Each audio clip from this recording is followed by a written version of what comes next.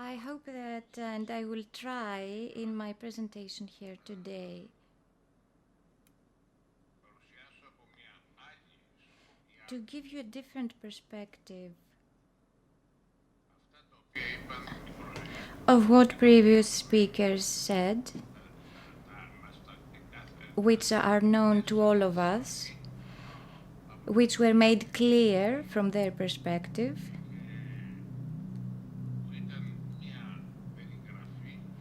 and which described reality that is also responsible for the Greek tragedy. The development of global power that resulted in crisis and in people taking advantage of the crisis. Before I proceed with my presentation, I would like to thank the organizers for giving me the opportunity to present to you my ideas and thoughts. I would like to particularly thank Dimitris Konstantakopoulos, who has greatly contributed to the fights of Greece and Cyprus, as well as the institutions that support this effort of ours to communicate the Greek experience from the crisis. My presentation, combined with what Mr. Arsenis said and what Mr. Galbraith said, will give you a different perspective that is currently prohibited, that is currently not voiced in mainstream media, in political speech from political parties, and I don't think that they are included in the negotiations as well. And I believe that it is crucial for any solution that will lead to the realization of the thoughts of previous speakers, as well as the rescue, salvation of Greece, Greek people, and Europe. And also, I believe it will contribute to the solution of the problem, which is not only a Greek one, but a problem of the entire humanity. All these thoughts of mine will be presented in brief. I have included them in a recent book of mine. I have documented them and discussed them therein. Therefore, I am fully responsible for their documentation, which is currently confirmed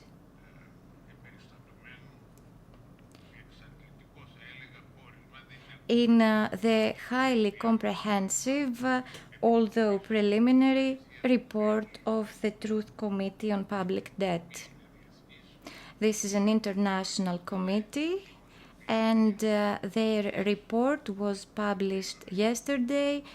It was disclosed yesterday at the Parliament of Greece. I would recommend to all of our foreign friends who are scientists, who fight for the truth, but who are above all scientists, I would recommend to them to read this report, even if it means they will criticize it. Their criticism would be welcomed.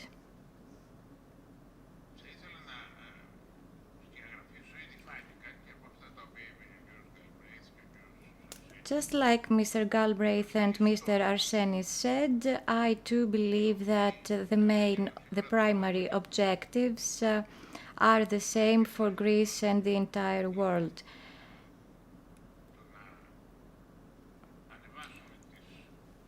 They are well known. We must upgrade all national economies to a supranational economical system in order for the entire economy to become a source of profit without the provision of services and the production of goods. This system, which is included in the second stage of capitalism,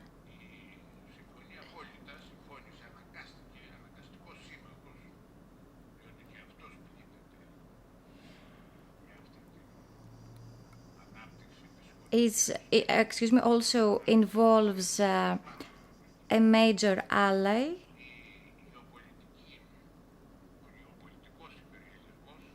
which is geopolitical imperialism on behalf of great powers. This is no longer bipolar. It is a new trend with multiple centers. Since the end of World War II,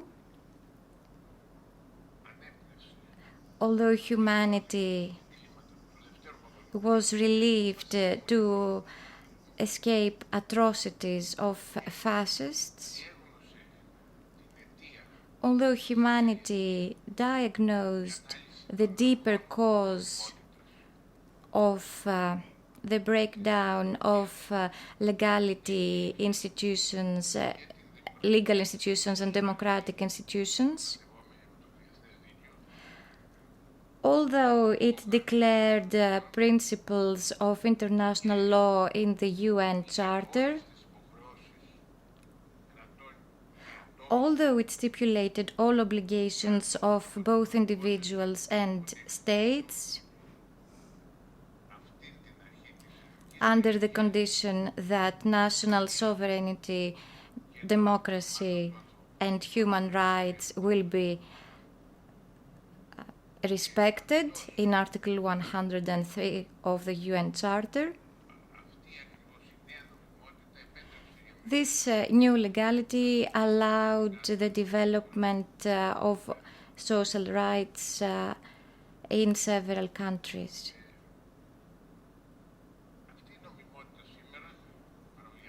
This legality is now violated. It is violated, and my objective is to demonstrate that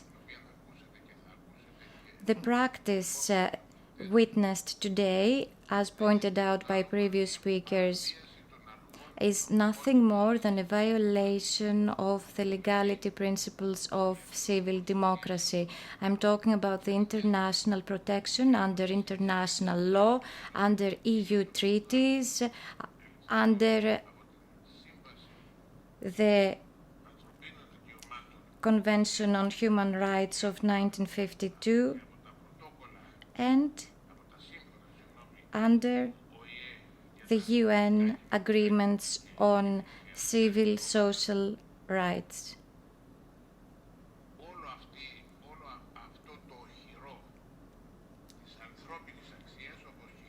All this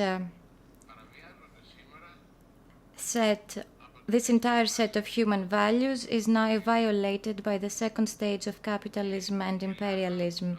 Greece is an experience of this application, and since 1945, after the atrocities of fascism, Nazism, another legality was also introduced.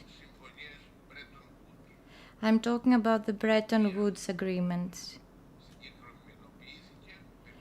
This agreement was further specified, further reinforced,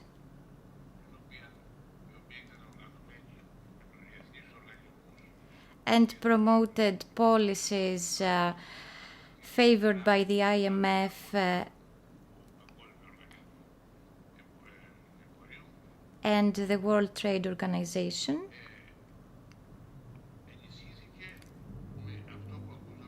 So it was reinforced, just like Mr. Arsenis said, with a consensus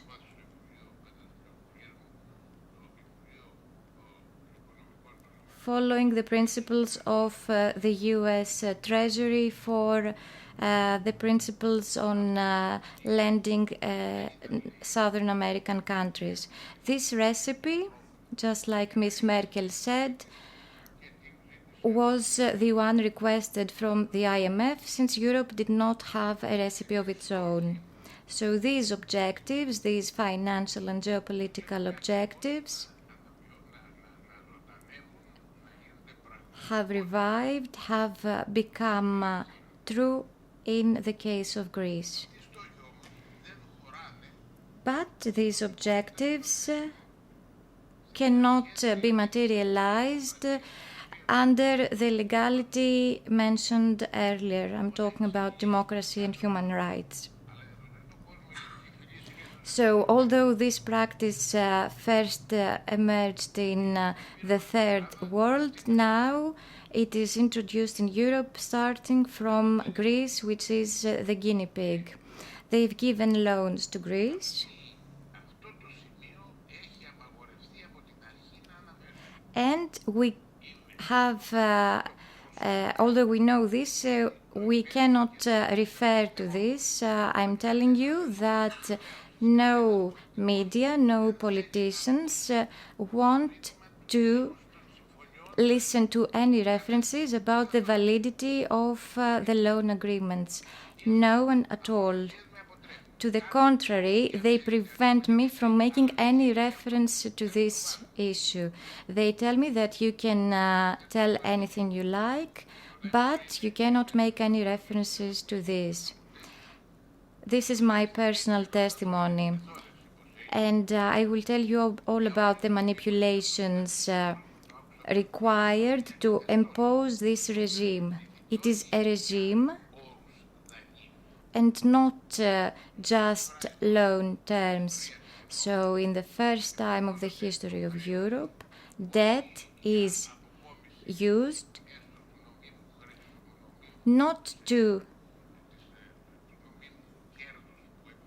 gain legal profit allowed under economic freedom, but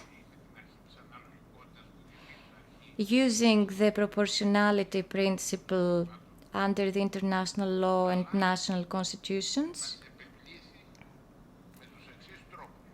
It was imposed upon us with the following ways. First, the debt was called memorandum.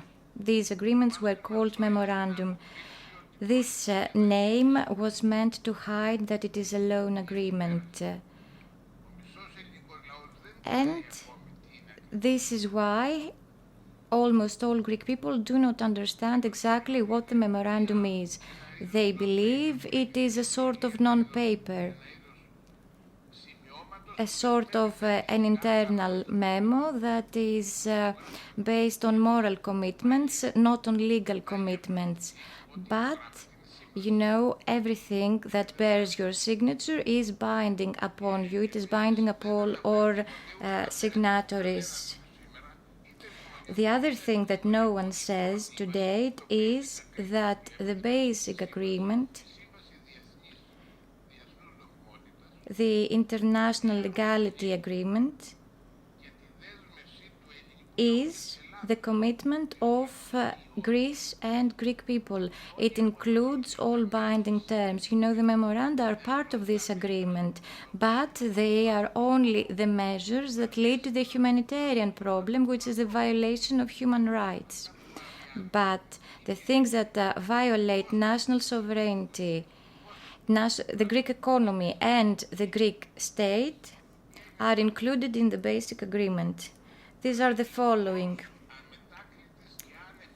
the term irrevocable and unconditional resignation from all immunities under international law, including national sovereignty. That means that we have surrendered our national sovereignty and we have signed this.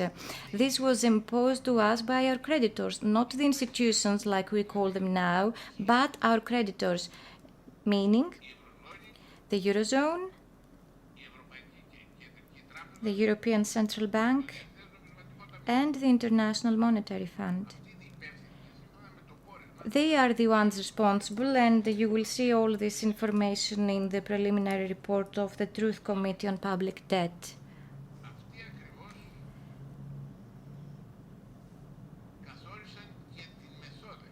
They are the ones who determined all methods and manipulations used. I will not talk about what happened in May 2012 because I do not want to take too much of your time. I will just say this. If you read my book, if you read the methods applied, you will realize that all of these were fabricated in advance. If you see the dates starting from April 10, the day on which it was announced officially that Europe will help Greece, and if you follow the developments until the signature of the loan agreement, you will understand that all of these could not have just taken place within these dates. That means that all of these things were fabricated way before from all parties involved. I will also not refer to the responsibility of mass media. The freedom of the press is obviously the freedom of power and not the freedom of democracy. And this is what we need to fight for. I'm telling these things because I believe that Europe and the international community must know them. So this debt, 110 billion at the time, was imposed upon us under an agreement. And it was not secured. That means that we did not give any collateral. So it was sort of a humanitarian loan and debt. The second paragraph of the article says that the entire property of the country is reserved in favor of the creditors. And when I'm talking about property, I'm talking not about real estate, but about all natural reserves, about all bonds. They are all reserved. And also the money in the Bank of Greece. So no policy can be applied and no agreements can be signed with another state. The other term is that a program was imposed providing not only for the discipline in a specific sector or specific goods, but for the discipline throughout the economy. This is why the Troika interventions were in all sectors of the economy. And all of these things are stated in the memoranda. There is a long list of measures imposed by our creditors. And the third violation is what is self-understood, what I've repeated again and again, what I said that cannot be signed even if you are threatened. I'm talking about the violation of national sovereignty irrevocably and unconditionally. All public assets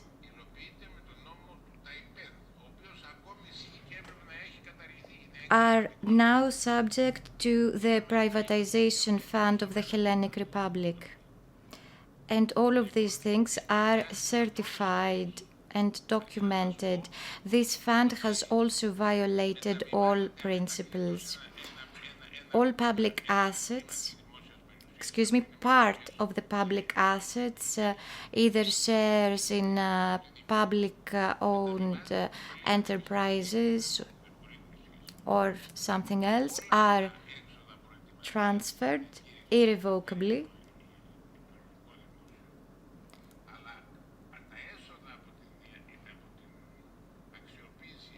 And all revenue from privatizations will be deposited in an account held in the name of the creditors.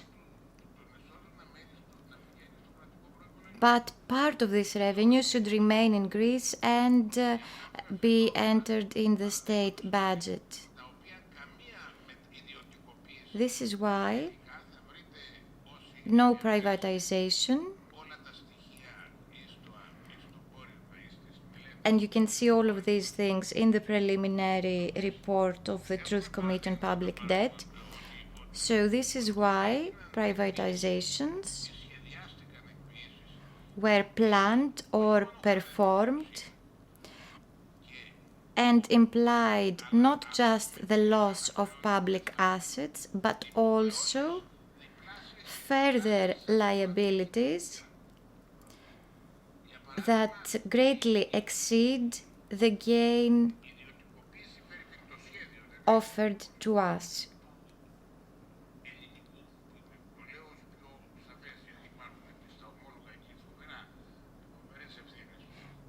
And let me tell you this, there are many responsibilities. For example, for our former airport, the Greek state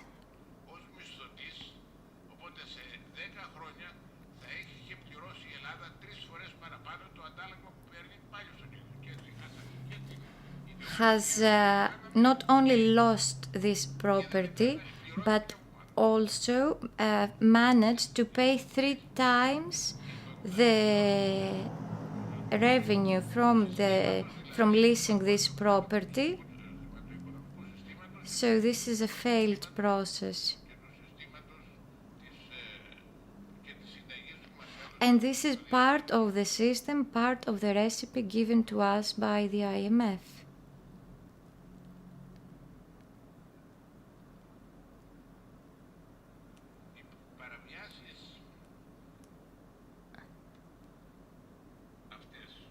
These violations, so this transformation policy, and I'm talking about transformation because, like I said, the constitution, all constitutions in developed countries, both in Europe and the US and worldwide, cannot accept these violations, and European treaties cannot accept these violations. The European treaties have been violated, the international law has been violated, and I must tell you that I'm talking to you in my capacity as a lawyer. This agreement is not just anti-constitutional, it is also contrary to EU treaties and international law because, for example, the non-ratification of agreements, and there have been lots of manipulations in order not to ratify the agreements in the Parliament.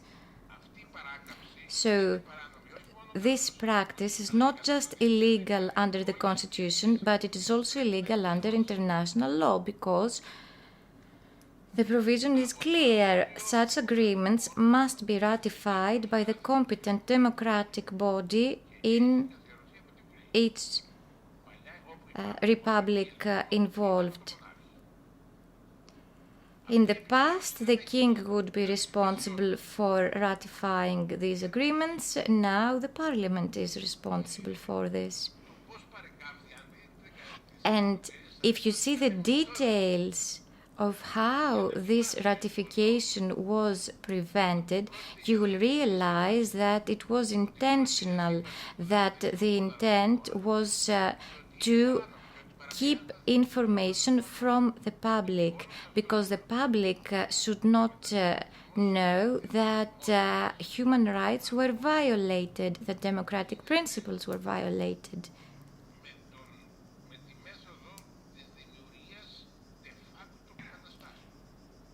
So this is how de facto situations arise. This is why the fear was instilled in people. This is how Greek governments blamed previous Greek governments,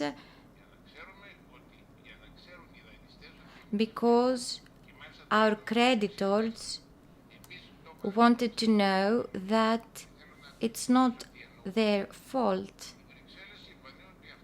You know, Brussels said that what Mr. Tsipras says, that we are putting pressure on them and we want them to cut pensions, is not true. Brussels say we only make proposals, and if Mr. Tsipras finds other alternative ways, then we will not insist on him applying our proposals.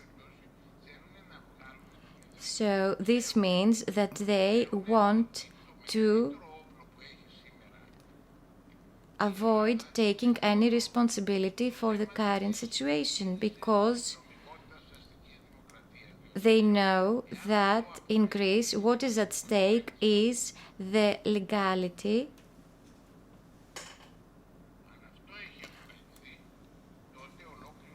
And if these practices are exposed, the entire structure will fall. The entire civil democracy is now being transformed. And this is something that even neoliberal governments need to take into consideration. It becomes apparent that this control of legality is starting in Greece. It has already started in Greece, but it will expand to other countries as well. The UN recently established a committee that will check the legitimacy of debt in all countries. We do not know what this attempt will do in the future.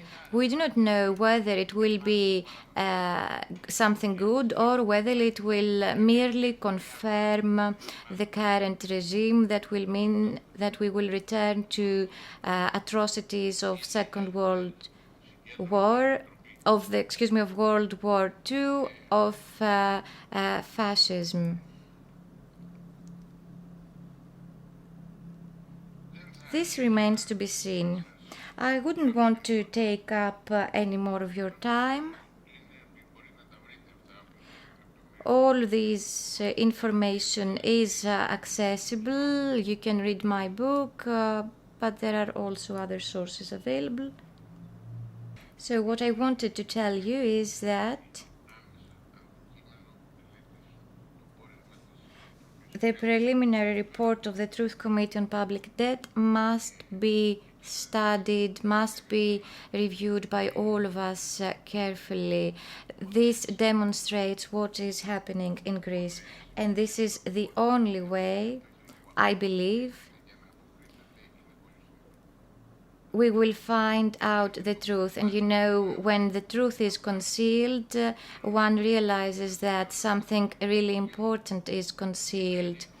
We are faced with capitalism, imperialism. We are faced with the subjugation of formerly sovereign states and national economies.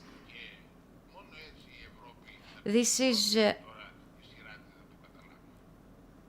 it is high time for Europe to understand this. And Mr. Tsipras must understand this as well. I believe that he has already understood this, although this is not apparent. I believe it is self-understood because, in order to sign an agreement and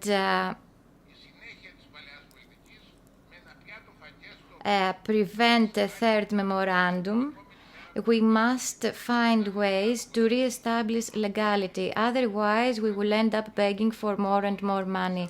And this is what humanity must prevent. This is what European integration means. Thank you very much.